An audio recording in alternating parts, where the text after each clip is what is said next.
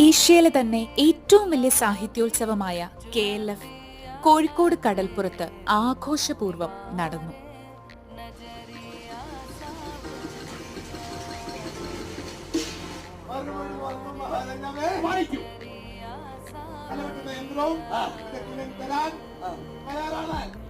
ഇത്തവണ മാത്തുക്കുട്ടിയും കോശിക്കുഞ്ഞിനെയും കൂടെ കൊണ്ടുപോയത് കൊണ്ട് കൂടുതലും അറ്റൻഡ് ചെയ്തത് CKLFന്റെ സെഷൻസ് ആയിരുന്നു.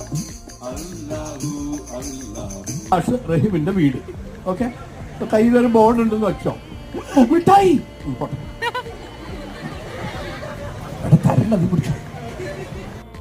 കുട്ടികളെയും മുതിർന്നവരെയും എല്ലാം ഒരുപോലെ പിടിച്ചിരുത്തിയ ആല കൾച്ചറൽസ്, മനു ജോസ് ആൻഡ് ടീമിന്റെ ബ്രില്യന്റ് പെർഫോമൻസസ്.